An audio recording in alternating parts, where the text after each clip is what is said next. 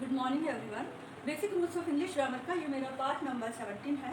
इससे पहले हमारे पार्ट्स ऑफ स्पीच के नाउन प्रोनाउन टॉपिक्स कंप्लीट हो गए हैं और एडजेक्टिव टॉपिक्स चल रहा है, जिसमें हमने उसकी डेफिनेशन और कुछ टाइप्स का डिस्कशन कर चुके हैं। उनमें से 6 टाइप्स हम पढ़ चुके हैं। आज हम पढ़ेंगे 7th type,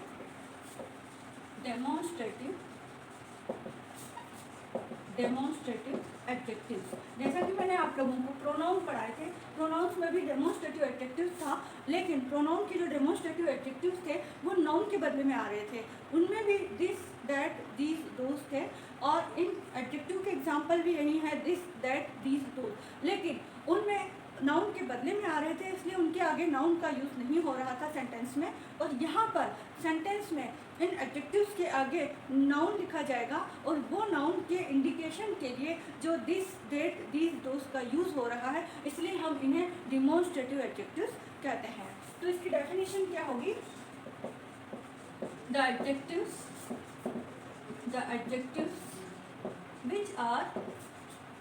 which are used to indicate or point to someone, किसी व्यक्ति को या किसी चीज को जब हम इंडिकेट करते हैं, और समथिंग या फिर और सम पीपल और सम ग्रुप ऑफ थिंग्स, या तो हम कुछ लोगों को एक साथ इंडिकेट करते हैं या सम ग्रुप ऑफ थिंग्स, या किसी थिंग्स के ग्रुप को इंडिकेट करते हैं।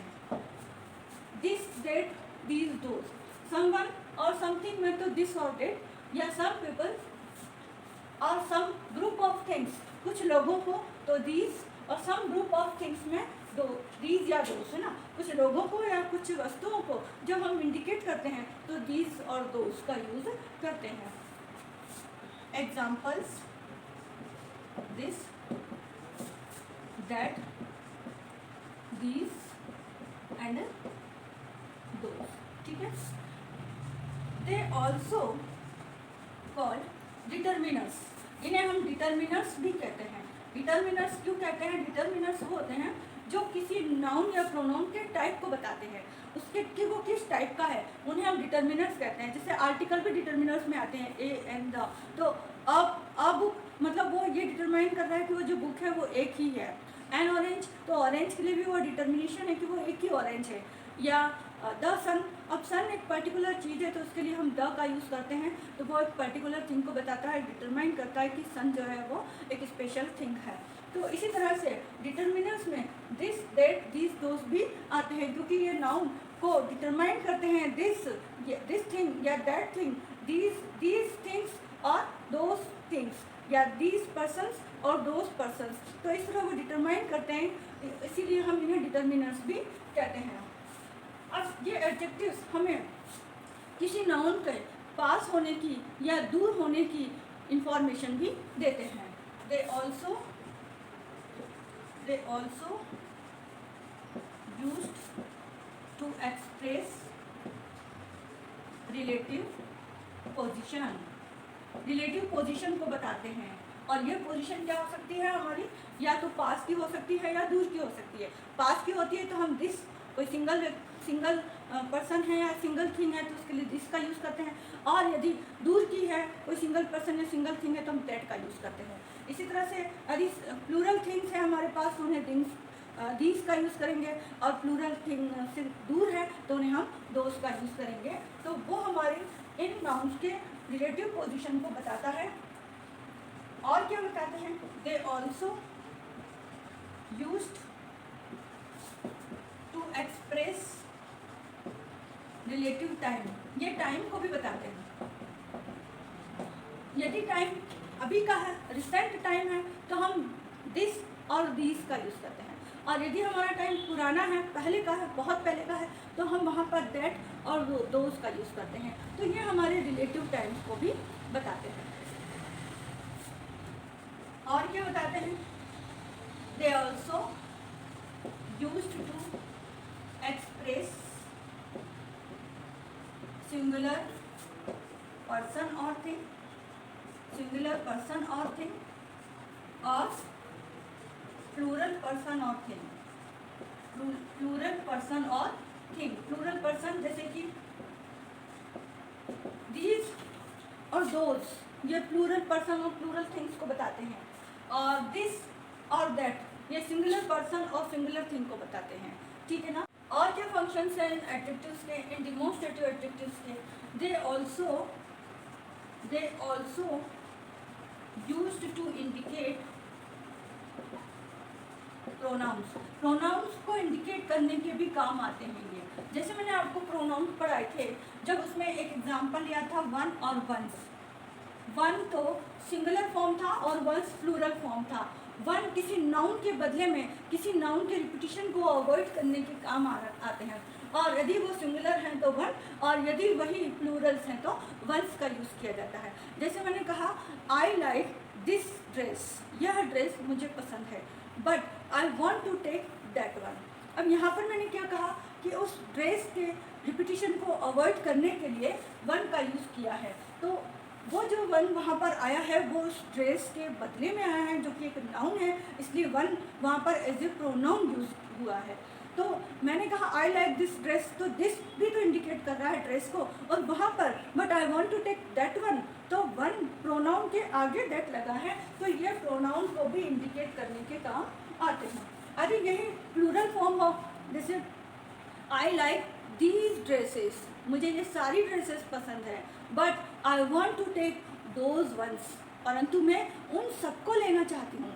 आई want to take those ones, तो दोज वंस वहाँ पर प्लूरल के लिए वंस प्रोनाउन है, और प्रोनाउन के लिए जो इंडिकेट किया जा रहा है वो भी एक प्लूरल वर्ड है, जो कि क्या है, डिमॉन्स्ट्रेटिव एडजेक्टिव है। तो ये डिमॉन्स्ट्रेटिव एडजेक्टिव इस वंस की विशेषता बता रहा है, इसलिए ये दोज यहाँ पर एज ए एडजेक्टिव यूज हुआ है, ठीक है ना। और क्या फंक्शन है इसके? अच्छा, इसमें हमने ये फंक्शन तो पढ़ लिए कि किसी को इंडिकेट करने के काम आते हैं। इनको डिटर्मिनर्स भी कहते हैं, क्योंकि ये किसी नाउन का टाइप बताते हैं, नाउन या प्रोनाउन के टाइप को डिस्कस करते हैं। या they also used to express relative position, वो पोजीशन को बताते हैं कि दिस पेन या दैट पेन, है ना। They also used to express relative time, time को भी बताते हैं। यदि पास का समय है तो दिस और दीज का यूज़ होता है, और यदि दूर का समय है, बहुत पहले का समय है, तो दोज का और दैट का यूज़ होता है। They also used to express singular person things और प्लूरल पर्सन और थिंग्स। ये सिंगुलर पर्सन को भी डिटरमाइन करते हैं, उनको भी एक्सप्रेस करने के काम आते हैं। सिंगुलर पर्सन है या सिंगुलर थिंग है तो दिस और दैट का यूज़ होगा, और यदि प्लूरल पर्सन और थिंग्स हैं तो दीज और दोज का यूज़ होता है। They also used to indicate pronouns, pronouns को इंडिकेट करने में भी काम आते हैं। डिमॉन्स्ट्रेटिव एडजेक्टिव्स को और अच्छे से समझने के लिए हम इन्हें डिफरेंट कैटेगरीज में डिवाइड कर लेते हैं। सबसे पहले हमें इनको सिंगुलर और प्लूरल में डिवाइड कर लेते हैं। सिंगुलर प्लूरल में भी दो टाइप के हैं। सिंगुलर में दिस और दैट, और प्लूरल के दो हैं, दीज और दोज, ठीक है। अब ये जो दिस है वो नियर ऑब्जेक्ट के लिए इंडिकेट करता है। जो ऑब्जेक्ट या पर्सन हमारे पास में है, नियर पर्सन और थिंग, किसको बताता है ये? नियर पर्सन और थिंग को बताता है, जो कि सिंगुलर है, ठीक है। या फिर ये हमारे को रिसेंट टाइम बताता है, रिसेंट टाइम को इंडिकेट करता है। यह दिस किसी रिसेंट टाइम के लिए शो किया जाता है, जैसे this day I will not forget, मैं यह दिन नहीं भूलूंगी, तो वो रिसेंट टाइम के लिए यूज़ किया जा रहा है। ऐसे ही दैट, दैट जो है वो फार पर्सन, जो हमसे दूर है, या डिस्टेंट पर्सन, और थिंग, जो वस्तु या व्यक्ति हमसे दूर है, उन्हें इंडिकेट करने के लिए यूज़ किया जाता है, जो सिंगुलर हो। और टाइम के लिए जो इंडिकेट होता है वो लॉन्ग टाइम अगो, जो बहुत पहले कोई घटना या कोई बात हुई है, कोई इंसिडेंट हुआ है, उसको इंडिकेट करना हो तो हम दैट का यूज़ करेंगे, लेकिन वो सिंगुलर होगा, दैट डेट ना, पुराना दिन जो भी हम यूज़ करें। दीज सेम नियर पर्सन के लिए जो हमारे पास में है, और थिंग के लिए, और यहाँ पर सेम वो हो जाएगा रिसेंट टाइम के लिए, जैसे दीज डेज आई लाइक, यह दिन मुझे पसंद है या मैं पसंद करता हूँ, है ना। और दोज वही फॉर, जो दूर के लिए है, फॉर या डिस्टेंट पर्सन जो दूरी पर है, उनके लिए जो प्लूरल हैं, लेकिन वो कैसे हैं? प्लूरल्स हैं, बहुत सारे हैं, दो या दो से ज़्यादा हैं पर वहाँ पर। और सेम यही लॉन्ग टाइम अगो, जब बहुत पुराने दिनों की बात की जा रही हो, सब हम कहाँ किसका यूज़ करेंगे, दोज का यूज़ करेंगे, ठीक है ना। तो ये कुछ और ही एग्जांपल्स हैं मेन तो डिमॉन्स्ट्रेटिव एडजेक्टिव्स के। अब हम इनके कुछ एग्जांपल्स देखेंगे। ये वो एग्जांपल्स हैं जो डिमॉन्स्ट्रेटिव एडजेक्टिव्स को अच्छी तरह एक्सप्लेन कर सकते हैं। जैसे दिस कुकर इज़ हॉट। अब कुकर यहाँ पर नाउन है और कौन सा कुकर, उस कुकर को इंडिकेट कर रहा है ये वर्ड दिस, जो कि इसकी विशेषता बता रहा है कि कौन सा कुकर, यह वाला कुकर गर्म है। दिस डॉग इज डेंजरस, यह कुत्ता खतरनाक है। तो यहाँ भी डॉग नाउन है और दिस उसको इंडिकेट कर रहा है, इसलिए यहाँ पर ये डिमॉन्स्ट्रेटिव एडजेक्टिव कहलाएगा। Can you see that bird on the tree. अब हम किसी को कह रहे हैं कि can you see that bird on the tree, मतलब ट्री पर उस बर्ड को क्या तुम देख सकते हो। तो वो बर्ड हमसे बहुत दूर है, इसलिए हम उसके लिए किसका यूज़ कर रहे हैं, दैट का। ये सिंगुलर का यूज़ भी हो रहा है, ये क्योंकि नाउन क्या है, सिंगुलर है। यहाँ पर भी बर्ड क्या है, सिंगुलर है, तो उसके लिए दैट का यूज़। यदि हमें प्लूरल बर्ड्स दिखाने हो तो हम क्या यूज़ करेंगे, can you see those birds on the tree, क्या तुम उन सभी बर्ड्स को देख सकते हो। तो वहाँ पर दोज बर्ड्स हो जाता है, ये प्लूरल होता तो ये भी प्लूरल हो जाता। ये नाउन और ये एडजेक्टिव। कौन सा एडजेक्टिव, डिमॉन्स्ट्रेटिव, क्योंकि हम उसकी तरफ क्या कर रहे हैं, पॉइंट कर रहे हैं, उसको इंडिकेट कर रहे हैं, वहाँ पर डिमॉन्स्ट्रेट कर रहे हैं उस बर्ड को। That rainbow looking nice, that rainbow, अब रेनबो भी हमसे बहुत दूर है तो हम उसके लिए क्या कहेंगे, वह रेनबो लुकिंग नाइस, वह रेनबो कैसा है, बहुत ही अच्छा दिख रहा है। I have taken these bananas, मैंने यह बनानास ले लिए हैं। यहाँ पर बनानास को इंडिकेट करने वाला जो वर्ड है वो है दीज, क्योंकि बनाना यहाँ पर पूरक है।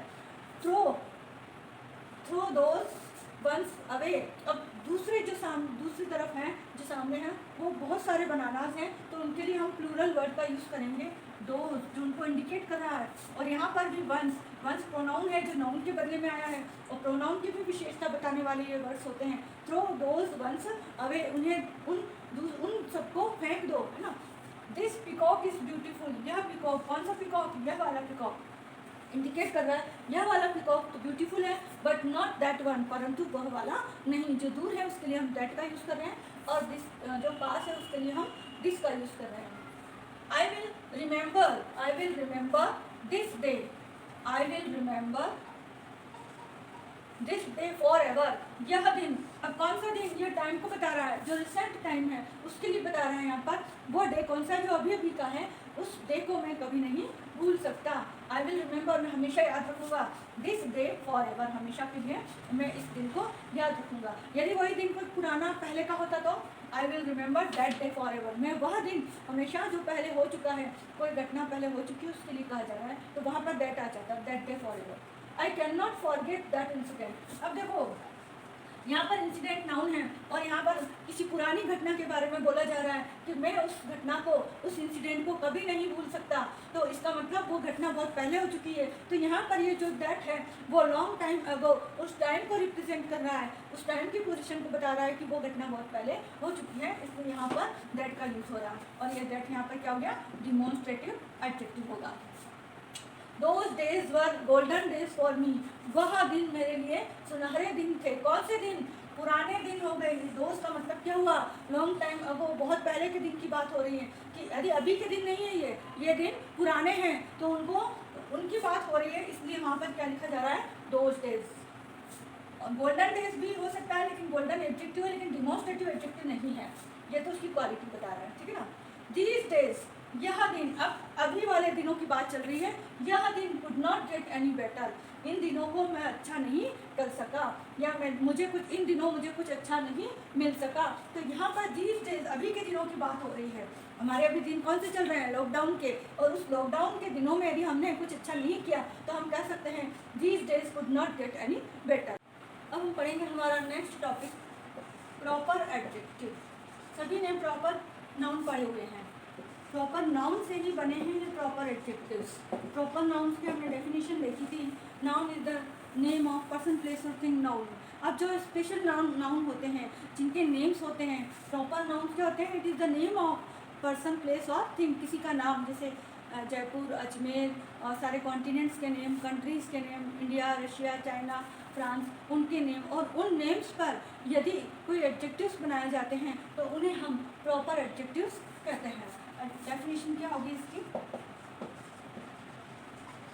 Proper adjectives are made from proper noun. जैसे किसी का नाम है नेम से यदि हम कोई एडजेक्टिव बना रहे हैं, जैसे कि शेक्सपियर एक नेम है, तो शेक्सपियर एक प्रॉपर नेम है, और शेक्सपियर से यदि हम कोई एडजेक्टिव बना रहे हैं, जैसे शेक्सपियरियन प्लेस, जो शेक्सपियरियन ड्रामाज, तो शेक्सपियर के नेम से हमने जो एडजेक्टिव बनाए हैं उन्हें हम क्या कहेंगे, प्रॉपर एडजेक्टिव। वो एडजेक्टिव जो किसी प्रॉपर नाउन से बने हुए होते हैं और किसी दूसरे नाउन की, किसी भी नाउन की विशेषता को बताते हैं, उन एडजेक्टिव्स को हम प्रॉपर एडजेक्टिव्स कहते हैं। तो ये प्रॉपर एडजेक्टिव्स क्या करते हैं, किसी नाउन की विशेषता को बताते हैं। जैसे आई लाइक इंडियन कल्चर, अब कल्चर एक नाउन है और कल्चर से पहले जो वर्ड आया है वो इंडियन है, जो कि इंडिया एक प्रॉपर नाउन से बना है, और प्रॉपर नाउन से बना होने की वजह से हम उसका नाम क्या दे रहे हैं, प्रॉपर एडजेक्टिव, क्योंकि वो कल्चर की विशेषता बता रहा है कि कौन सा कल्चर, तो कौन सा कल्चर है, वो इंडियन कल्चर है। इसलिए proper noun, proper adjectives are used to qualify और मॉडिफाई द नाउन। किसी नाउन की विशेषता को बताने वाले जो शब्द होते हैं, जो वर्ड्स होते हैं, जो एडजेक्टिव्स होते हैं, उन्हें हम प्रॉपर एडजेक्टिव्स कहते हैं।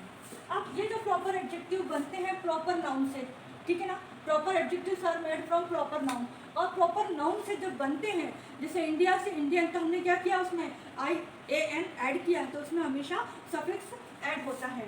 They always made after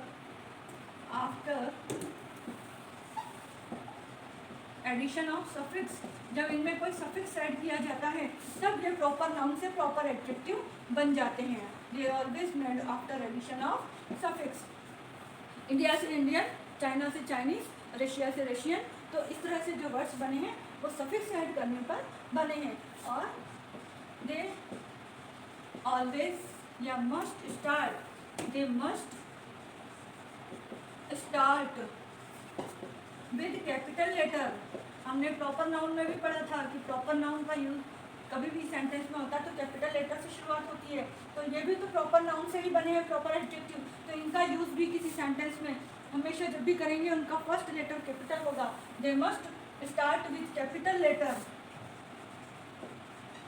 in the sentence. Sentence में कहीं भी इनका यूज हो, इनका फर्स्ट लेटर हमेशा कैपिटल होगा, ठीक है ना। तो ये प्रॉपर एडजेक्टिव्स हैं जो प्रॉपर नाउन से ही बनते हैं, इंडिया से इंडियन बना है जैसे, और proper adjectives are used to qualify, ये किसी नाउन को क्वालिफाई और मॉडिफाई करते हैं। जैसे ही इज जर्मन पर्सन, वह एक जर्मन पर्सन है, तो कौन सा पर्सन है, जर्मन पर्सन है ना। तो इस तरह से भी अपन बहुत सारे एग्जाम्पल्स देखेंगे इनके, वो क्या कहलाते हैं, प्रॉपर एडजेक्टिव्स। अब प्रॉपर एडजेक्टिव्स को हम और अच्छी तरह से समझने के लिए इनको हम डिफरेंट कैटेगरीज में डिवाइड कर लेते हैं। अब आप लोगों ने पढ़ा है प्रॉपर नाउन क्या होता है ना, it is the name of person,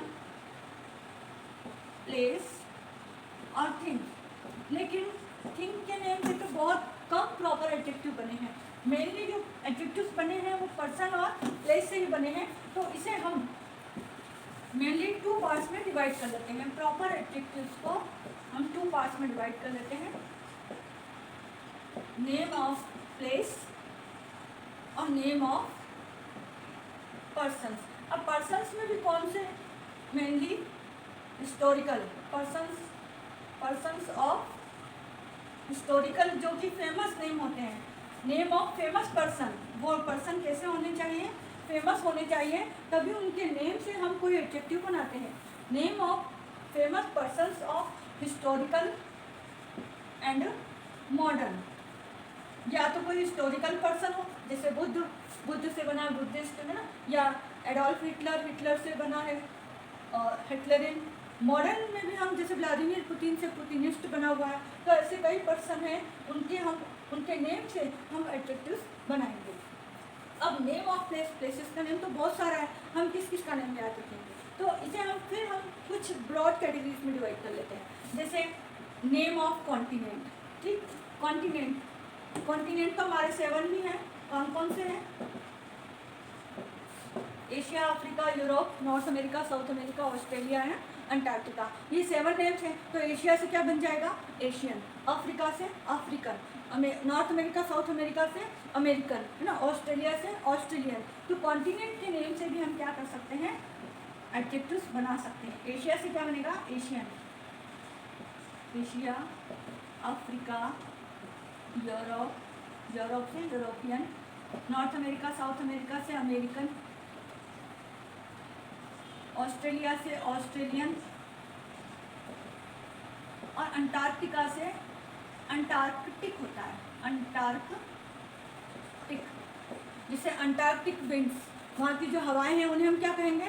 Antarctic winds. तो विंड्स की विशेषता क्या बता रहे हैं? Antarctic word. बाकी प्रॉपर नाउन तो अंटार्कटिका होता है, इसके आगे ए और लगा हुआ होता है, ये होता है अंटार्कटिका। लेकिन इससे हमने जो एडजेक्टिव बनाया है उसमें हमने सफिक्स ऐड नहीं किया है, बल्कि इसका ए और रिमूव कर दिया है। जैसे हम देखेंगे कंट्रीज में जर्मनी का जर्मन हो जाता है, जर्मनी का वाई रिमूव हो जाता है। ऐसे ही यहाँ पर इस प्रॉपर नाउन ए से रिमूव होकर ये एडजेक्टिव बन गया जो कि अंटार्कटिक कहलाएगा। तो इस तरह से हमने कॉन्टिनेंट्स के नेम से हमने एडजेक्टिव बना लिए। अब कुछ इंपॉर्टेंट कंट्रीज ले लेते हैं और उन कंट्रीज से हम एडजेक्टिव बना लेते हैं। प्रॉपर नेम से हम प्रॉपर एडजेक्टिव बनाएंगे। जैसे इंडिया से इंडियन हो गया, चाइना से चाइनीज़ हो गया, फ्रांस से फ्रेंच हो जाएगा, ठीक है ना। रशिया से रशियन हो जाएगा, कनाडा से कैनेडियन हो गया, ब्रिटिश से आयरलैंड से आयरिश हो जाएगा, ब्रिटेन से ब्रिटिश हो जाएगा, स्कॉटलैंड से स्कॉच हो जाएगा, स्कॉच, ही इज स्कॉच। मतलब कि वो क्या है? स्कॉटलैंड का व्यक्ति है तो हम उसके लिए क्या कह सकते हैं? ही इज स्कॉच, या Scotch wine are better than that, तो स्कॉच हो जाएगा। और ब्राज़ील से ब्राज़ीलियन, तिब्बत से तिब्बतन हो जाएगा, तिब्बत नेम है ना कंट्री का, उसे तिब्बत से तिब्बतन हो जाएगा। मैक्सिको, मैक्सिको भी एक कंट्री का नेम है, तो मैक्सिको से मैक्सिकन हो जाएगा। ऐसे हम किसी भी कंट्री या किसी भी सिटी के नेम से हम बना सकते हैं। इसको थर्ड कैटेगरी में डिवाइड कर लेते हैं, सिटीज़। सिटीज़ के नेम से भी हम बहुत सारे एडजेक्टिव्स बना सकते हैं। जैसे अजमेर, अजमेर से आजकल अजमेर के लोगों के लिए अजमेर राइट यूज़ किया जाता है, जयपुर के लोगों के लिए जयपुर राइट यूज़ किया जाता है, ठीक है ना। तो इस तरह से हम इनको ब्रॉडली 3 पार्ट्स में डिवाइड कर लो। कॉन्टिनेंट्स के नेम तो 7 ही हैं, कंट्रीज़ के नेम बहुत सारे हैं, तो हम कुछ इंपॉर्टेंट नेम्स हमें पता है वो कर सकते हैं। सिटीज़ जयपुर, जयपुराइट, अजमेराइट, इंदौरियन, इंदौर के लोगों को या तो हिंदी में तो इंदौरी कहते हैं, इंग्लिश में इंदौरियन। तो इस तरह से बहुत सारे नेम्स जो होते हैं प्रॉपर नेम से हम प्रॉपर एडजेक्टिव बनाते हैं। अब आ जाते हैं name of famous persons of historical and modern. इनमें कौन कौन से नेम हैं? जो हिस्टोरिकल पर्सन होते हैं उनके नेम से भी हम क्या बना लेते हैं? एडजेक्टिव्स बना लेते हैं। जो मॉडर्न पर्सन हैं उनसे भी हम बना सकते हैं। जैसे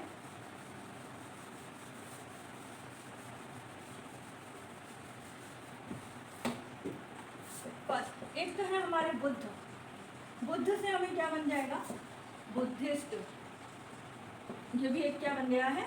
बुद्धिस्ट एडजेक्टिव है। इसके आगे हम कोई भी नाउन लिख सकते हैं। जैसे बुद्धिस्ट टेम्पल, ये कौन सा टेम्पल है?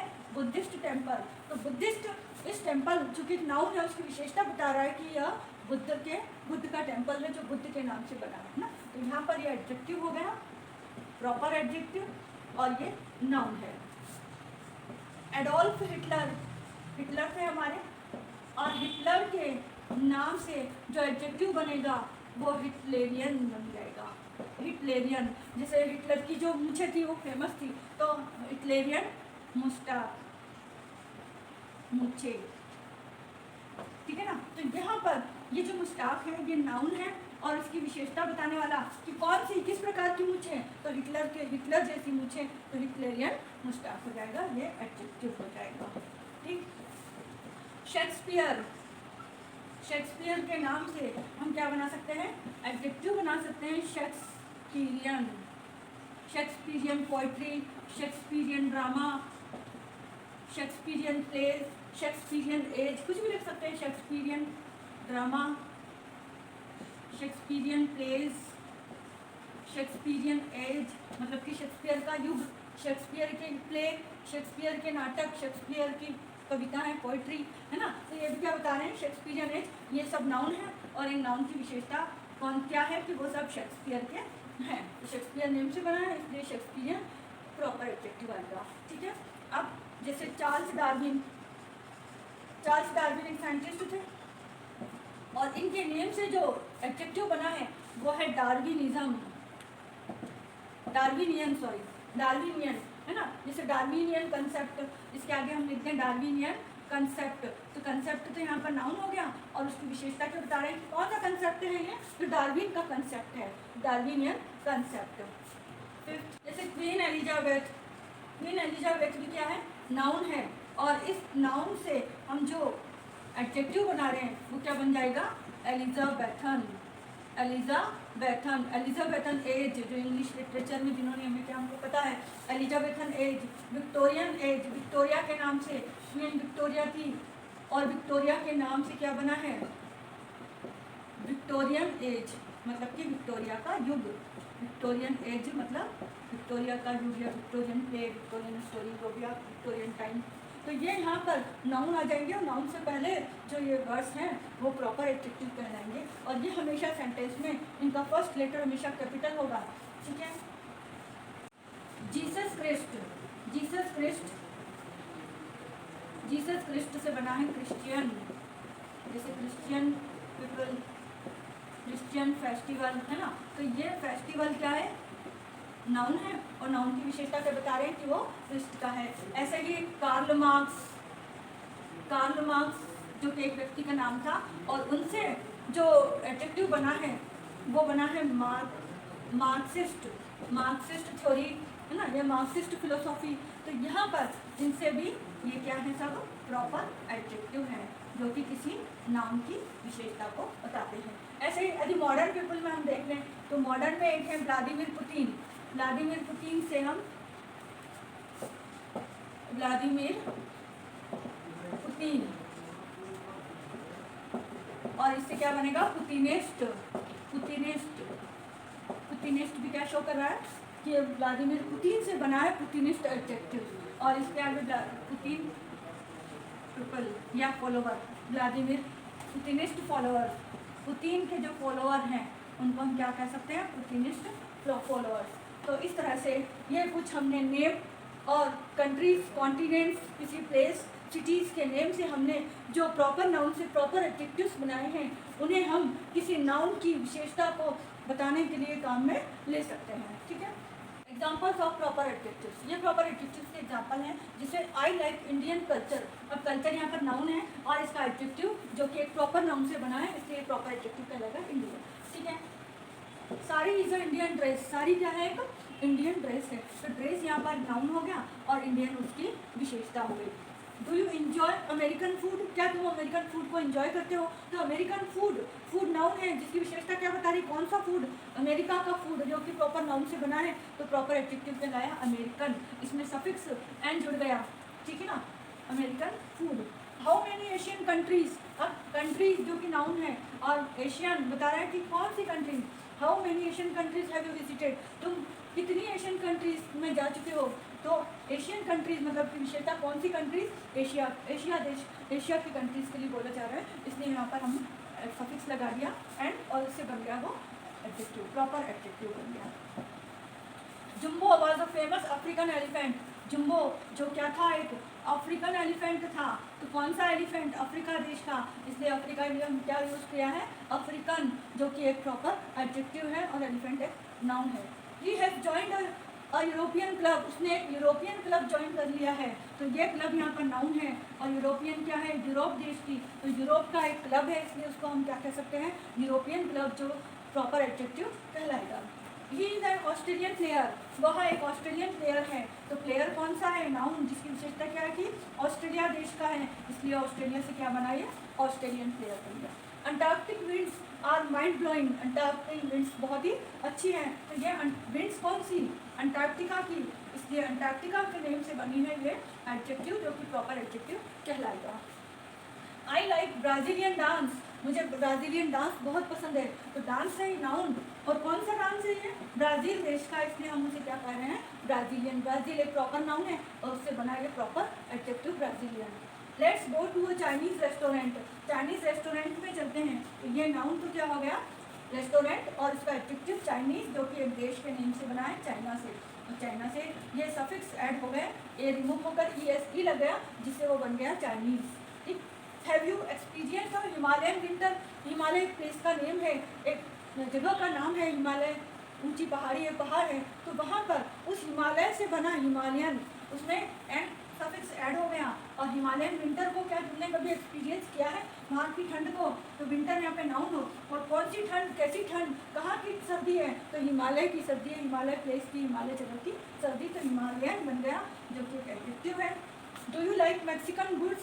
क्या तुम मैक्सिकन गुड्स पसंद करते हो? जो भी मैक्सिको देश का जो सामान है, क्या वो तुम पसंद करते हो? तो गुड्स यहाँ पर नाउन है, और मैक्सिकन मैक्सिको से बना हुआ एडजेक्टिव है।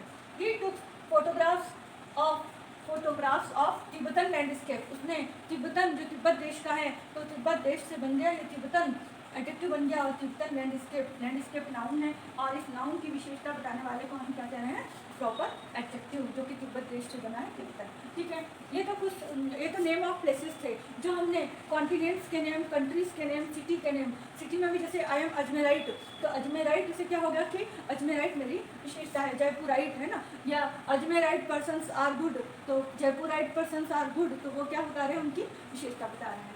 ये प्रॉपर एडजेक्टिव्स के वो एग्जाम्पल्स हैं जो किसी फेमस पीपल के नेम से बने हैं, जो प्रॉपर नाउन है, और जो लोगों के, फेमस लोगों के नामों से जो बने हैं। जैसे बुद्ध, जो भगवान बुद्ध थे, उनके नेम से बने हैं Buddhist. It is one of the famous Buddhist temple, या उन फेमस टेम्पल्स के में से एक है, मतलब बुद्ध के जितने भी टेम्पल्स हैं, मंदिर हैं, उन मंदिरों में से एक है। तो बुद्धिस्ट टेम्पल, टेम्पल की विशेषता क्या है कि वो कौन सा मंदिर है? बुद्ध का मंदिर है, इसलिए उसे बुद्धिस्ट टेम्पल कहा जा रहा है। Some people challenge the concept of Darwinian evolution. जो कुछ लोगों ने डार्विनियन इवोल्यूशन को, के कंसेप्ट को चैलेंज किया है। तो इवोल्यूशन कौन सा? जो उद्भव है, ओरिजिन ऑफ स्पीशीज लिखी थी डार्विन ने। और तो ये जो इवोल्यूशन है वो कौन सा? डार्विन, चार्ल्स डार्विन ने जो सिद्धांत दिया था उसके लिए बोला जा रहा है, इसलिए उसको हम डार्विन से, हमने उसे एडजेक्टिव बनाया है डार्विनियन। क्रिश्चियन पीपल, कौन से लोग जो क्रिश्चियन होते हैं, जो जीसस क्रिस्ट की पूजा करते हैं, तो Christian people worship Jesus Christ की पूजा करते हैं। कौन से लोग? Christian people. तो ये क्रिस्ट से ही, जीसस क्रिस्ट से ही क्रिश्चियन बना हुआ है, तो ये प्रॉपर नाउन क्रिस्ट है, और उस नाउन से बना है Christian. Part of this building is Elizabethan. इस बिल्डिंग का जो पार्ट है वो एलिजाबेथन के समय का है, तो हम उसे क्या कहेंगे? ये जो किसकी विशेषता बता रहा है? इस एलिजाबेथन की। ये जो पार्ट है इस बिल्डिंग का, उसकी विशेषता क्या है कि वो एलिजाबेथन का पार्ट है। Marxist theory is popular. कौन सी थ्योरी पॉपुलर है? मार्क्सिस्ट, जो कार्ल मार्क्स से बना हुआ वर्ड है, कार्ल मार्क्स नाउन है, उनसे जो वर्ड बना है एडजेक्टिव मार्क्सिस्ट, और वो इस नाउन थ्योरी की विशेषता बता रही थी। कौन सी थ्योरी? तो मार्क्सिस्ट थ्योरी। तो इस तरह से ये एडजेक्टिव प्रॉपर नाउन से बना हुआ है। Many persons believe on Putinist doctrine. कई, डॉक्ट्राइन में सिद्धांत, जो कि एक नाउन है, कई पर्सन जो होते हैं वो पुतिनिस्ट के सिद्धांत को पर विश्वास करते हैं, उनको फॉलो करते हैं, उन पर बिलीव करते हैं। तो यहाँ पर नाउन क्या है? डॉक्ट्राइन। और कौन सा सिद्धांत? तो पुतिनिस्ट, जो पुतिन ने दिया है, जो व्लादिमीर पुतिन ने जो सिद्धांत दिया है, उसको हम व्लादिमीर पुतिन से हमने इसमें एडजेक्टिव बनाया है Putinist doctrine. Many films are based on Shakespearean plays. कई फिल्म जो बनी हैं वो शेक्सपियर के प्ले पर आधारित है, तो इसे प्लेज तो एक नाउन हो गया, और कौन से प्ले? शेक्सपियर के प्ले, इसलिए शेक्सपियरियन बन गया, जो कि प्रॉपर एडजेक्टिव कहलाएगा। Victorian age was very famous. Victorian, जो कि क्वीन विक्टोरिया के नाम से बना है, प्रॉपर नाउन क्वीन विक्टोरिया, और उसके नेम से बना है विक्टोरियन, तो ये एडजेक्टिव हो गया। और ये युग, ये एक नाउन हो गया। कौन सा युग? विक्टोरियन युग, जिसमें महारानी विक्टोरिया थी, तो इसलिए हम उसके नेम से जो प्रॉपर एडजेक्टिव बनाया वो क्या हो गया? Proper adjective, was very famous. ठीक है, तो यहाँ तक मेरे ख्याल से आपको प्रॉपर एडजेक्टिव अच्छी तरह से समझ में आ गए होंगे। हम पढ़ेंगे हमारा next type, emphasizing adjectives. Emphasizing word जो है वो बना है एम्फेसाइज से, और एम्फेसाइज का मीनिंग क्या होता है? जोर देना, किसी पर बल देना, जोर देना, या तो किसी बात पर या किसी स्टेटमेंट पर जोर देना। हमने एम्फेटिक प्रोनाउन भी पढ़े थे। एम्फेटिक प्रोनाउन कौन कौन से थे? माई सेल्फ, अर सेल्फ, है ना, himself, her self, it self, your self भी था, योर सेल्फ था, जब सिंगुलर हो तो योर सेल्फ और प्लूरल हो तो योर सेल्फ। ये सारे वर्ड्स थे जो एम्फेटिक प्रोनाउन थे, वो हमने लिए थे जस्ट हमारे सब्जेक्ट के बाद भी उनका यूज़ हो रहा था और लास्ट में या सेंटेंस के बीच में भी उनका यूज़ हो रहा था। जैसे I myself did this work, यह कार्य मैंने खुद किया है, या she herself cook this dish, वह यह डिश खुद बनाती है। तो वहाँ पर हमने नाउन की जगह पर उन वर्ड्स का यूज़ किया था। लेकिन यहाँ पर ये जो एम्फेसाइजिंग एडजेक्टिव्स हैं, यहाँ पर ये नाउन से पहले, नाउन के जस्ट पहले ये वर्ड्स आएंगे और वो उस स्टेटमेंट पर या उस नाउन पर जोर देने का काम करेंगे वहाँ पर। तो इसकी डेफिनेशन क्या हो गई? The adjectives which are used to lay stress, जो स्ट्रेस डालने के काम आते हैं, which are used to lay stress, किस पर स्ट्रेस डालते हैं? टू द प्रोसीडिंग नाउन, जो उसके बाद जो नाउन आता है उस नाउन पर वो स्ट्रेस डालने का काम करते हैं। ये वर्ड्स वो होते हैं जो सेंटेंस में किसी नाउन पर जोर डालने का काम करते हैं और वो नाउन से जस्ट पहले ही लिखे जाते हैं। एग्जाम्पल्स हैं इसमें, आपको मेनली ब्रॉडली मेन जो एग्जाम्पल्स हैं वो तो दो ही हैं, ऑन एंड वेरी।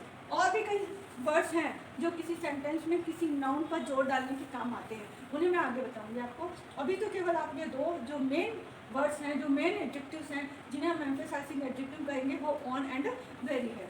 और क्या काम करते हैं ये? They used to lay stress on positive adjectives, जो पॉजिटिव एडजेक्टिव्स पर भी जोर डालने का काम करते हैं।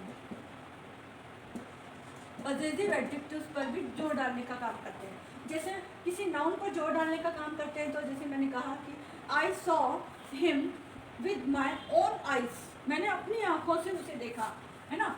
आई saw him with my own eyes, own eyes. अब ये तो है नाउन, और मैं ऐसा भी कह सकती हूँ आई saw him with my eyes, मैंने उसे अपनी आंखों से मैंने उसे मेरी आंखों से देखा, है ना। लेकिन मुझे इस सेंटेंस पर जोर डालना है, मेरी इन आइज पर जोर डालना है कि मैंने अपनी आंखों से देखा, मतलब मैंने स्वयं ने उसे देखा।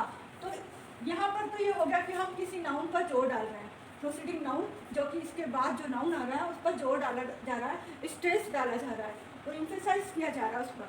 और यदि हम पॉजिटिव एडजेक्टिव्स पर जोर डालने का काम कर रहे हैं, तो ये देखो यहाँ लिखा है माई आइज ना, माय पर भी जोर डाला जा रहा है कि मैंने मेरी आंखों से देखा।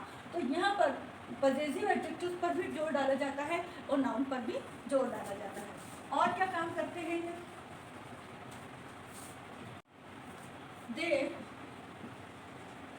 Used to emphasize adjective statement, statement जो भी लिखा है उस पर ये जोर डालने का काम करते हैं। कोई भी स्टेटमेंट हो, जैसे मैंने कहा माइंड योर ऑन बिजनेस, जैसे किसी कोई अपने को डिस्टर्ब करता है तो उनसे कहते हैं ना माइंड योर ऑन बिजनेस, तुम अपना काम करो। अब माइंड योर ऑन बिजनेस में मैंने इस स्टेटमेंट पर जोर डाला है, ये जो भी स्टेटमेंट है भाई तुम अपना काम करो, डोंट डिस्टर्ब मी, मुझे डिस्टर्ब मत करो, है ना। या फिर माइंड योर ऑन लैंग्वेज, अपनी लैंग्वेज पर ध्यान दो कि तुम क्या कर रहे हो। मान लो किसी ने आपको कुछ गलत कह दिया तो आप उससे कहते हो माइंड योर ऑन लैंग्वेज, अपनी भाषा पर ध्यान दो। तो ये कोई स्टेटमेंट जो दिया जा रहा है उस पर भी जोर डालने का काम करते हैं। और क्या काम करते हैं ये? इट हाइटन्स, या हम कह सकते हैं इंक्रीज करते हैं, increases the effect of the noun, noun के इफेक्ट को बढ़ाते हैं। दे आर मॉडिफाइड, जिसे वो मॉडिफाई करते हैं, जिस नाउन की वो क्वालिटी बता रहे हैं या उसकी विशेषता बता रहे हैं उसके इफेक्ट को बढ़ाने का काम करते हैं। मतलब जो भी स्टेटमेंट बोला जा रहा है उसके इफेक्ट को, उसके असर को बढ़ाने का काम करते हैं। जैसे मैंने कहा I saw him with my own eyes, मैंने उसे अपनी आंखों से देखा। He cook his dish, his own dish, वो अपनी डिश खुद बनाती है। तो वहाँ पर ये जो सेंटेंसेस है उसमें ऑन क्या कर रहा है, उस इफेक्ट को बढ़ाने का काम कर रहा है जो जिस नाउन को वो मॉडिफाई कर रहे हैं, है ना। इफ यदि इनको निकाल दिया जाए इन सेंटेंस को, किसको, ऑन और वेरी को, if they are taken away, यदि इसे सेंटेंस में से निकाल दिया जाए, the sentence will still make complete sense,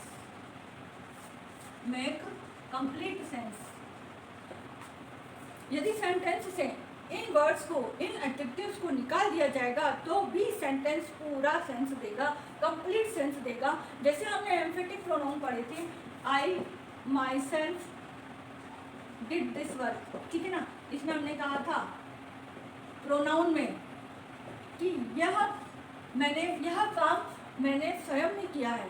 यदि हम इसे हटा देते थे, जो कि एम्फेटिक प्रोनाउन है, जो यहाँ सेंटेंस पर जोर डालने का काम कर रहे हैं, सब्जेक्ट पर जोर डालने का काम कर रहे हैं, यदि हम इसको हटा देते तो बचता है आई डिड दिस वर्क, यह कार्य मैंने किया, तो भी इस सेंटेंस का कंप्लीट सेंस निकल रहा है। इसी तरह से यदि इनमें से भी हम ऑन और वेरी को हटा देंगे तो भी सेंटेंस कंप्लीट सेंस देगा, ठीक है ना। जैसे आई saw him with my own eyes, मैंने उसे अपनी स्वयं की आंखों से देखा। अब ऑन को हटा देंगे तो भी सेंस तो कंप्लीट हो रहेगा। आई saw him with my eyes, मैंने उसे अपनी आंखों से देखा, तो दोनों का सेंस सेम ही है, बस ऑन लगने पर उस पर स्ट्रेस दिया जा रहा है, इस नाउन पर स्ट्रेस दिया जा रहा है कि मैंने खुद मेरी स्वयं की आंखों से देखा। तो ये स्ट्रेस डालने का काम करते हैं केवल ये एडजेक्टिव्स, और यदि इनको सेंटेंस से हटा देते हैं तो भी कंप्लीट सेंस मिलता है हमें, उसका मीनिंग जो होता है वो हमें कंप्लीट मिलता है, कुछ अधूरा नहीं लगता हमें, ऐसा नहीं लगता कि कुछ अधूरा, पूरा सेंस मिलता है, ठीक है। अब इनके हम कुछ एग्जांपल्स देख लेते हैं। ये हमारे कुछ एग्जांपल्स हैं एम्फेसाइजिंग एडजेक्टिव्स के। This was the very toy that my child wanted, यह वह टॉय है, मतलब यह वही टॉय है। यहाँ पर वेरी का मतलब क्या हो रहा है, यह वही टॉय है जो मेरा चाइल्ड चाहता था, जो मेरा बच्चा चाहता था। तो वेरी टॉय, यह वही है। यहाँ पर टॉय पर जोर दिया जा रहा है, टॉय नाउन है और टॉय पर जोर दिया जा रहा है कि यह वही टॉय है, वही खिलौना है जिस पर जो मेरा बच्चा चाहता था। They have to arrange their on lunch, उन्हें अपना लंच खुद तैयार करना चाहिए या खुद व्यवस्था करनी चाहिए, उन्हें अपने स्वयं के लंच। अब मैंने आपको बताया था कि जो पॉजिटिव एडजेक्टिव पर भी जोर देते हैं, तो यहाँ पर ये देयर माय पॉजिटिव एडजेक्टिव है, तो ये क्या है, नाउन पर भी जोर दे रहे हैं कि स्वयं के लंच को, उनके अपने स्वयं के लंच को उन्हें अरेंज करना चाहिए। Why don't you come on your own bike, तुम क्यों नहीं अपनी स्वयं की बाइक पर आते हो, या अपनी स्वयं की बाइक, तो योर ऑन बाइक, तुम्हारी स्वयं की बाइक, तुम्हें अपनी स्वयं की बाइक पर आना चाहिए, तुम क्यों नहीं अपनी स्वयं की बाइक पर आते हो। तो ऑन बाइक नाउन पर, यहाँ पर दोनों पर स्ट्रेस दिया जा रहा है। This is the very car, यह वही कार है, यह वही कार है माई सन वॉन्टेड, जो मेरा सन चाहता है। This accident took place before my very eyes, यह एक्सीडेंट मेरी स्वयं की आइज़ के सामने हुआ, मेरी खुद की आंखों के सामने हुआ, मतलब मैंने खुद ने इसे देखा। तो यहाँ पर very eyes my positive adjective है और इस पर दोनों पर जोर दिया जा रहा है, मेरी स्वयं की आइज़ के सामने ये एक्सीडेंट हुआ। अच्छा, मैंने ये भी बताया था कि यदि इनको हम रिमूव कर देते हैं, सेंटेंस में से हटा देते हैं, तो भी सेंटेंस का मीनिंग सेंसफुल रहेगा। जैसे मैंने कहा this accident took place before my eyes, यह एक्सीडेंट मेरी आंखों के सामने हुआ, तो भी कोई दिक्कत नहीं है, सेंस पूरा आ रहा है, कंप्लीट सेंस मिल रहा है हमें। हम इसे हटा देंगे तो भी हमें कंप्लीट सेंस मिलेगा, और नहीं हटाएंगे तो उस बात पर स्ट्रेस मिलेगा कि मैंने खुद मेरी स्वयं की आंखों से देखा। ऐसे ही जो हमारे एम्फेटिक प्रोनाउन थे, उनको भी यदि हम सेंटेंस से हटा देते थे तो सेंस पूरा मिलता था, ठीक। My friends did all the arrangement with their on efforts, मेरे फ्रेंड्स ने यह सारा अरेंजमेंट खुद के स्वयं के खुद के अपने प्रयासों से किया। अब यहाँ पर एफर्ट्स पे जोर दिया जा रहा है कि उनके अपने प्रयासों से यह अरेंजमेंट किया गया। They have their own problems, यहाँ उनकी अपनी प्रॉब्लम्स है, यहाँ उनकी अपनी प्रॉब्लम्स है। प्लीज माइंड योर, तुम अपनी प्रॉब्लम पर ध्यान दो। क्या कह रहे हैं, they have their own problems, उनकी अपनी प्रॉब्लम है, मतलब उनकी प्रॉब्लम पर जोर दिया जा रहा है कि यह उनकी अपनी प्रॉब्लम्स है। They have that very shirt, यह वही शर्ट वेरी मतलब यह वही shirt I wanted to have जो मैं लेना चाहता था, एंड आई गॉट इट, और मैंने इसे ले लिया। तो उस शर्ट पर जोर दिया जा रहा है कि वह वही शर्ट जो मैं चाहता था वो मैंने प्राप्त कर लिया। He put his own son to death. उसने अपने ही स्वयं के पुत्र को, हम यदि ऑन हटा भी देते हैं तो भी हमें मीनिंग पूरा मिलेगा। He put his son to death. उसने अपने सन को मृत्यु की ओर धकेला या मृत्यु के मुंह में भेजा। और यदि हमने कहा कि उसने अपने ही सन को, अपने स्वयं के सन को मृत्यु की ओर भेजा, तो यहाँ पर भी ऑन क्या कर रहा है, इस सेंटेंस पर, इस नाउन पर स्ट्रेस डालने के लिए आया है। It happened before my very eyes, यह जो घटना हुई है, यह जो कुछ भी हुआ है वो मेरी स्वयं की आंखों के सामने हुआ है, मेरी अपनी आंखों के सामने हुआ है। This is the very book I got, यह वही बुक है जो मुझे मिली या मैंने प्राप्त की। तो यहाँ पर ये जो ऑन वेरी वर्ड्स आ रहे हैं वो इन नाउन्स पर स्ट्रेस डालने के लिए आए हैं, और पॉजिटिव एडजेक्टिव्स पर भी, जैसे माय, देयर, योर, है ना, इन पर भी क्या डालने आए हैं, वो स्ट्रेस डालने के लिए आए हैं। ठीक है, तो ये तो क्या केवल ऑन और वेरी ही इसके एग्जांपल्स हैं? इन एडजेक्टिव एम्फेसाइजिंग एडजेक्टिव्स के केवल 2 ही वर्ड्स ऐसे हैं जो सेंटेंस में स्ट्रेस डालने का काम करते हैं? नहीं, ऐसे और भी वर्ड्स हैं जो किसी नाउन पर, किसी सेंटेंस में स्ट्रेस डालने का काम करते हैं। अब ऑन और वेरी के अलावा भी कुछ वर्ड्स ऐसे होते हैं जो एम्फेसाइजिंग एडजेक्टिव के रूप में अपना रोल प्ले करते हैं किसी सेंटेंस में, और वो वर्ड्स कौन से हैं? शियर, शियर मतलब निरा, कोरा, केवल। अटर, अटर भी जो केवल, कोरा, इसका मीनिंग देते हैं। सच, कंप्लीट, the same, absolute,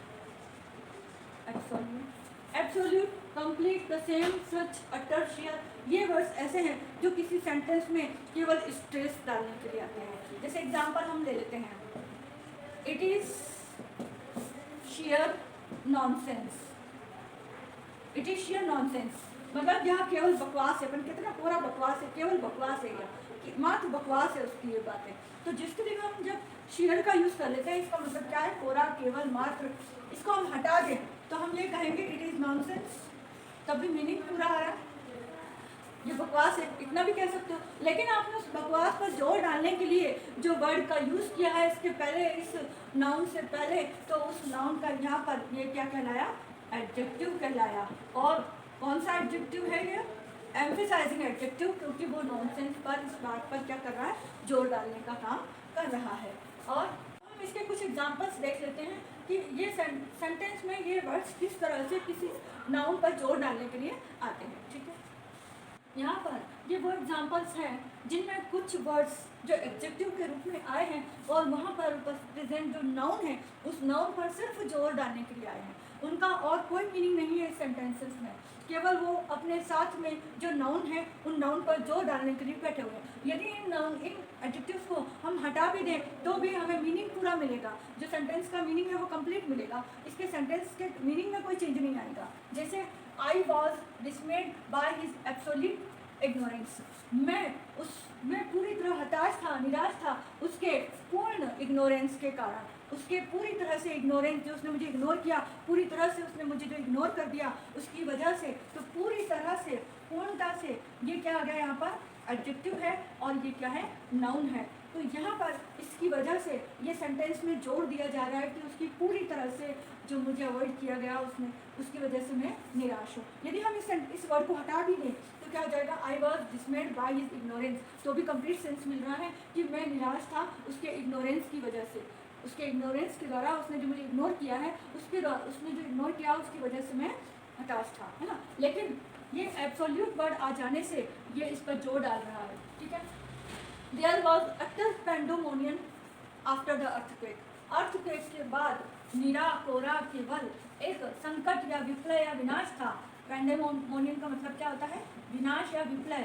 तो एक अर्थक्वेक आ जाने के बाद केवल वहाँ पर विनाश या विप्लव ही बचा था। तो असल में यहाँ पर इस पेंडेमोनियम पर जोर दिया जा रहा है कि जो विनाश था वो केवल विनाश ही बचा था और कुछ नहीं बचा था। इस पर जोर डालने के लिए यहाँ पर अटर का यूज़ किया जाता है। अटर का जो वर्ड है वो दो रूप से होता है। ये अपने सेंटेंस में दो रोल प्ले करता है। एक तो एडजेक्टिव के फॉर्म में, जब ये किसी नाउन से पहले आ जाए तब इसका मीनिंग होता है पूर्ण रूप से, पूर्णता से, पूरी तरह से केवल वहाँ विनाश था। लेकिन जब ये वर्ब के फॉर्म में भी आता है तब वर्ब के मीनिंग, इसका मीनिंग होता है टू स्पीक, किसी बोलना या से कुछ कहना, बोलना। ये वर्ब के फॉर्म में भी आता है और एडजेक्टिव के फॉर्म में भी आता है। ये ठीक है।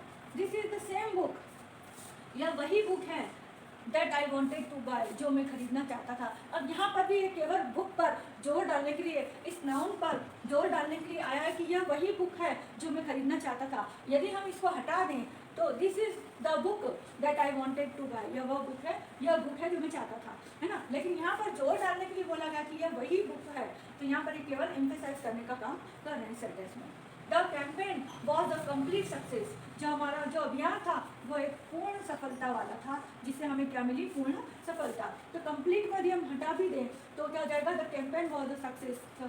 कैंपेन क्या था, एक सफल था हमारा, लेकिन कंप्लीट सक्सेस क्या दे रहा, पूर्ण सफल था, ठीक है ना। तो यहाँ पर ये एडजेक्टिव के फॉर्म में आया है और केवल इस सक्सेस पर जोर डालने के लिए आया है, इसका और कोई भी रोल नहीं है सेंटेंस में। This is the same man, यह वही मैन है who was disturbing the meeting, जो मीटिंग को डिस्टर्ब कर रहा था। अब यहाँ सेम लगाने पर मैन पर जोर डाला कि यह वही आदमी है। यदि हम ये भी तो कह सकते हैं दिस इज द मैन, यह वो मैन है जो डिस्टर्ब कर रहा था, लेकिन हम उस पर जोर डालने के लिए कह रहे हैं कि यह वही आदमी है जो मीटिंग को डिस्टर्ब कर रहा था। तो ये नाउन के पहले बैठा हुआ है, तो यहाँ पर इसका मीनिंग एडजेक्टिव हुआ। और कौन सा एडजेक्टिव हुआ, एम्फेसाइजिंग एडजेक्टिव हुआ, क्योंकि वो उस मैन पर जोर डालने के लिए आया हुआ है। आफ्टर द एक्सीडेंट के बाद there was an utter confusion on the road. Accident के बाद केवल एक कन्फ्यूजन था रोड पर, मतलब कि केवल यहाँ पर यह भी केवल इस कन्फ्यूजन पे जोर डालने के लिए आया। कन्फ्यूजन था कि मतलब किसने किसको पहले मारा, कौन रॉन्ग साइड चल रहा था, कैसे एक्सीडेंट हुआ, वो एक कन्फ्यूजन था। तो वो कन्फ्यूजन केवल कन्फ्यूजन ही रह गया वहाँ पर। कहने का मतलब ये है कि उन्होंने कन्फ्यूजन पे जोर डाला है कि वहाँ पर एक्सीडेंट के बाद केवल कन्फ्यूजन ही रह गया था। तो ये अटर यहाँ पर किसका काम कर रहा है, इस नाउन से पहले बैठा इसलिए एडजेक्टिव का काम कर रहा है, और इस नाउन पर यहाँ स्ट्रेस डालने के लिए आया हुआ इसलिए एम्फेसाइजिंग एडजेक्टिव कह सकते हैं इसे। It is such foolishness to break the traffic rule, यह वही मूर्खता है, ऐसी ही मूर्खता है जो कि ट्रैफिक रूल्स को तोड़ने के लिए। तो यहाँ पर ये जो सच है वो यहाँ पर किसका काम कर रहा है, एडजेक्टिव का काम कर रहा है। और फुलिशनेस यहाँ पर नाउन है, और ये नाउन से पहला ये सच, ये उसकी विशेषता बता रहा है कि कैसी मूर्खता, कि ऐसी मूर्खता, है ना। तो इसलिए यहाँ पर जोर डालने के लिए आया। यदि हम इसको हटा दें तो हम क्या कह सकते हैं, it is foolishness to break the traffic rule, यह मूर्खता है ट्रैफिक रूल को तोड़ने की, है ना। तो सच केवल यहाँ पर किस लिए आया है, केवल और केवल इस फुलिशनेस पर स्ट्रेस डालने के लिए आया है। The town was इनगल्फ्ड in complete darkness, town जो था वो पूरी तरह से अंधेरे में घिरा हुआ था या अंधेरे में डूबा हुआ था। तो यहाँ पूरी तरह से जो है वो एक्स्ट्रा वर्ड है जो इस डार्कनेस की विशेषता बता रहा है, जो केवल डार्कनेस पर स्ट्रेस डालने के लिए आया है, उसे एम्फेसाइज करने के लिए आया है, और नाउन से पहले है इसके लिए उसकी विशेषता बता रहा है। तो ये वो सेंटेंसेस थे जिनमें कुछ ऐसे वर्ड्स भी हैं ऑन और वेरी के अलावा जो किसी नाउन की विशेषता को बताते हैं, उस नाउन पर स्ट्रेस डालने के लिए केवल उस सेंटेंस में आते हैं, ठीक है। अब हम पढ़ेंगे हमारा next type, exclamatory adjectives. Exclamatory बना है एक्सक्लेमेशन से, और जिसका मीनिंग क्या होता है, आश्चर्यचकित होना या अपनी स्ट्रॉन्ग फीलिंग को व्यक्त करना, अपने स्ट्रॉन्ग इमोशन को व्यक्त करना। तो एक्सक्लेमेटरी एडजेक्टिव पढ़ने से पहले मैंने आपको एक्सक्लेमेटरी प्रोनाउन भी पढ़ाया था, और एक्सक्लेमेटरी प्रोनाउन में हमने देखा था व्हाट, एक ही वर्ड था व्हाट शी हैज डाइड, क्या वहाँ मर गई है। तो वहाँ पर हमने व्हाट के बाद ये एक्सक्लेमेटरी साइन लगाया था और फिर उसके बाद सेंटेंस लिखा था। तो वहाँ पर व्हाट के बाद हमने किसी नाउन का यूज़ नहीं किया था। प्रोनाउन में, एक्सक्लेमेटरी प्रोनाउन में हमने व्हाट के बाद किसी नाउन का यूज़ नहीं किया था, और इस साइन के बाद हमने कोई सिंपल सेंटेंस लिखा था, ठीक है ना। तो यहाँ पर व्हाट अकेला था, ठीक। यहाँ पर जो व्हाट का यूज़ होगा, यहाँ पर भी एक्सक्लेमेटरी साइन में भी केवल व्हाट का यूज़ होगा। केवल व्हाट ही ऐसा वर्ड है जो किसी नाउन की विशेषता को बताएगा, क्योंकि आपको मैं पहले बता चुकी हूँ वेयर, व्हाई, हाउ, ये सब क्या है, एडवर्ब में आते हैं, है ना। तो यहाँ पर केवल एक ही वर्ड बचा है, वो भी व्हाट। अब इसकी डेफिनेशन क्या होगी, the adjectives which is used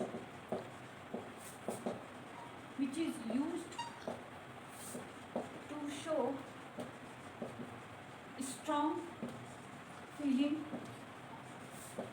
emotions, strong feeling और इमोशंस, या हमारे एक्साइटमेंट को बताने का काम करते हैं। अब इसमें जो व्हाट का यूज़ करेंगे उसके साथ एक नाउन होना जरूरी है, ठीक है ना। और एग्जांपल्स इसका एक ही है केवल व्हाट। जैसे हम लेते हैं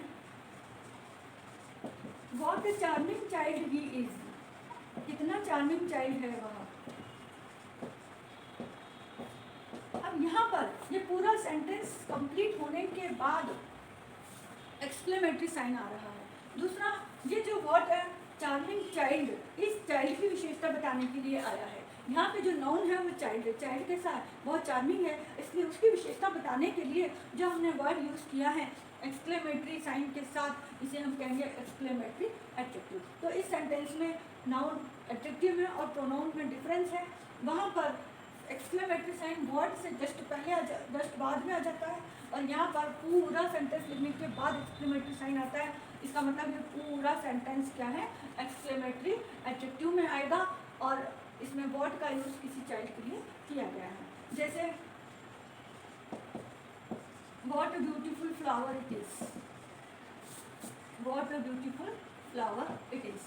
तो ये भी पूरा सेंटेंस को एक्सक्लेमेटरी सेंटेंस में कन्वर्ट किया गया है, और जो व्हाट है वो इस फ्लावर के लिए आया है, इस फ्लावर की विशेषता बताने के लिए कि कितना कितना सुंदर फ्लावर है, ठीक। What an interesting game it is, कितना इंटरेस्टिंग गेम है। तो यहाँ पर भी ये जो गेम है ये एक नाउन है, और नाउन की विशेषता बताने के लिए जो वर्ड यहाँ पर आया है वर्ड, वो एक इंटरेस्टिंग गेम की विशेषता, उसके लिए आश्चर्यचकित शब्द अपने लिए यूज़ कर रहा है कि कितना इंटरेस्टिंग गेम है ना। और भी बहुत सारे एग्जांपल लिख सकते हो, जैसे व्हाट अ सीन, कितना सुंदर सीन है। कोई सीन अपन देखते हैं तो उसके आश्चर्य से कहते हैं व्हाट अ सीन, या आप लिख सकते हो व्हाट अ पिक्चर, कितना सुंदर पिक है, कितना सुंदर चित्र है। तो इसके लिए भी हम व्हाट का यूज़ करेंगे। जो भी नाउन आएंगे उन नाउन के लिए हम व्हाट का यूज़ करेंगे, और ये वर्ड, ये सेंटेंस हमारी स्ट्रॉन्ग फीलिंग और इमोशन को व्यक्त करता है। मतलब यहाँ पर वर्ड का यूज़ हमारे स्ट्रॉन्ग फीलिंग और इमोशंस को शो करने के लिए आया है। तो वर्ड के ऐसे तो बहुत सारे रोल्स हैं जो हम अलग अलग सेंटेंस में अलग अलग मीनिंग रखते हैं, इनका अलग अलग रोल प्ले होता है। जैसे हमने पढ़े थे इन्हें इंट्रोगेटिव प्रोनाउन में, इंट्रोगेटिव एडजेक्टिव्स में, एक्सक्लेमेटरी प्रोनाउन में भी इनका यूज़ था, और एक्सक्लेमेटरी एडजेक्टिव में भी इनका यूज़ है। इस वर्ड के और एज ए कंजक्शन भी हमने पढ़े थे। तो इंट्रोगेटिव प्रोनाउन में हमने जैसे एग्जांपल लेते हैं व्हाट इज दिस, तो यहाँ पर ये जो व्हाट है वो इंट्रोगेटिव प्रोनाउन का काम कर रहा है। लेकिन मैं कहूँ कि what things do you bring, तो यहाँ पर ये इंट्रोगेटिव एडजेक्टिव का काम करेगा, क्योंकि इसके बाद क्या आ गया, नाउन आ गया है ना। और एक्सक्लेमेटरी प्रोनाउन और एक्सक्लेमेटरी एडजेक्टिव के एग्जांपल तो मैं आपको बता ही चुकी हूँ पहले। तो इस तरह से कंजक्शन के फॉर्म में भी आता है, I like that what I needed, है ना, व्हाट थिंग आई नीडेड। तो इस तरह से इसके कई रोल्स होते हैं। सेंटेंस में आपको देख करके पहचानना होता है कि कोई भी वर्ड वहाँ पर कौन सा रोल प्ले कर रहा है, ठीक है। तो आज का हमारा ये वीडियो यहीं पर ख़त्म करते हैं। नेक्स्ट टॉपिक नेक्स्ट वीडियो से स्टार्ट करेंगे, ठीक।